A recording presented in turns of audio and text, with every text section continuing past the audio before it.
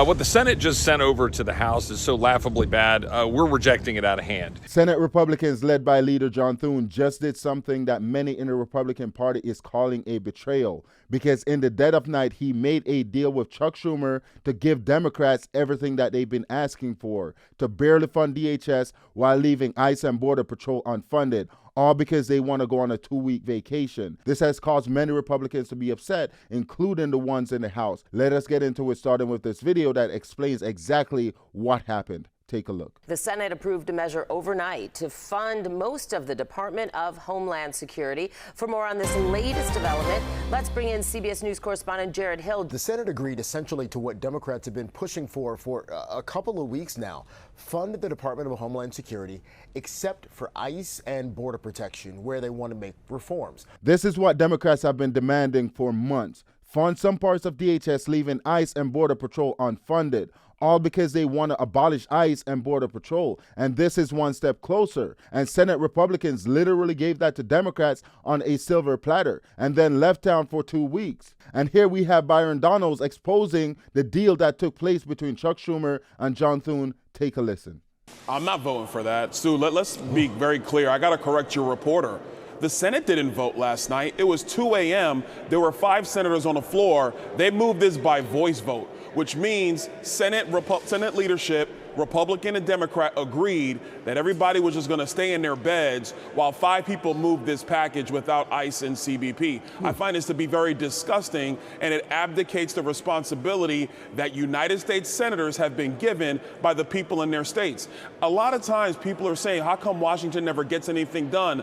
Stuart, let me tell you the facts. The truth is, in the House, we move a lot of policy. And there's a lot of things that actually do not get a vote on the floor of the House because we know there is no will in the Senate to actually clear the filibuster. There are 2 things here. For one, I have to disagree with Byron Donalds, because here he's stating that Senate leadership told senators to stay in their beds while the Senate passed this bill. I have to disagree because all these senators were at the airports waiting to flee Washington. And the second thing, it is fair to say that Senator John Thune is trying to undermine the president, because this bill doesn't work for the American people, and he still haven't passed the Save America Act. He left town for 2 weeks without giving us a status update on what's going on with the Save America Act. And here we have a video of John Thune, the leader of Senate Republicans, fleeing Washington moments after he made that deal with Chuck Schumer. Take a look. How you feeling?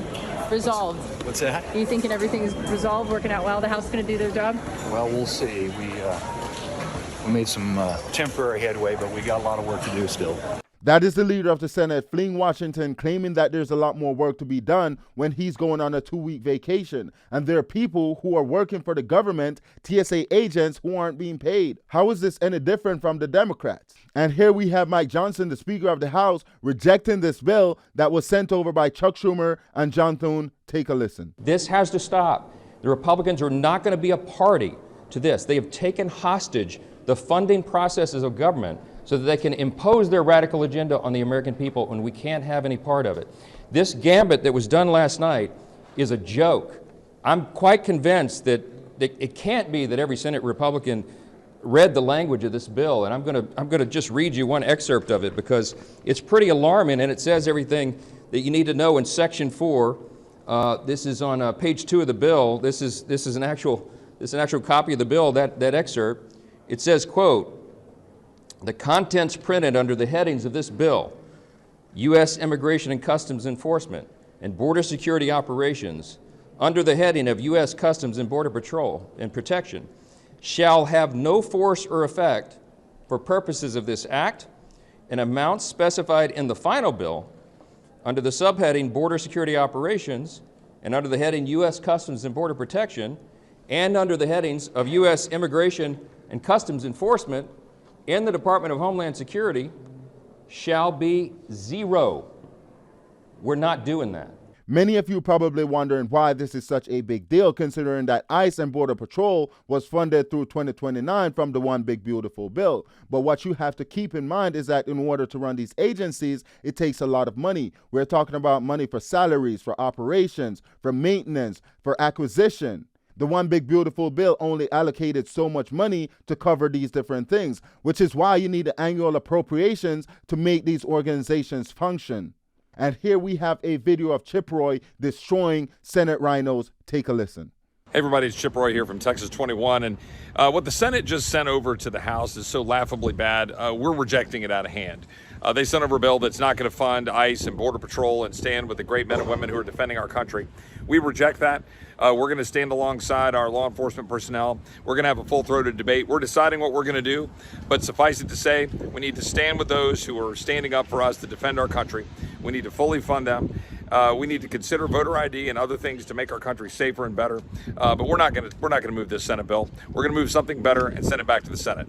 We have to. I agree with Chip Roy. I don't think any Republicans in the House should vote for this, because what the Democrats are trying to do, they're literally trying to get rid of ICE and Border Patrol. Because what you have to remember is that under President Joe Biden is that millions of illegal immigrants came to the country. And now ICE, they're doing their job to remove those illegal aliens. And what the Democrats are trying to do, they're trying to abolish ICE so there's not an organization or an agency to remove these illegal immigrants. Also, what they're trying to do, they're trying to defund Border Patrol as well. Because what they want an unsecure border where illegal immigrants can come into the country at any point, and there's not going to be anyone to stop them or to deport them. And what you'll have as a result of that is crime going through the roof, and you'll run the risk of illegal immigrants voting in their elections, which is why the Save America Act is so important.